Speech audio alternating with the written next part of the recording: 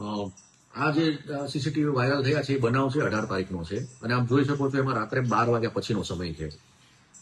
સ્થાનિક રહીશોની ફરિયાદોના આધારે ત્યાં જે પાનના ગલ્લા, ચાની લારીઓ છે અને ઈંડાની લારીઓ છે એ બધી લારીઓ 11:30 વાગે બંધ કરાવવાનું કામ પોલીસ કરે છે અને આ કામ છેલ્લા 1 અઠવાડિયાથી પોલીસ સતત સમજાવટથી કરી રહી છે.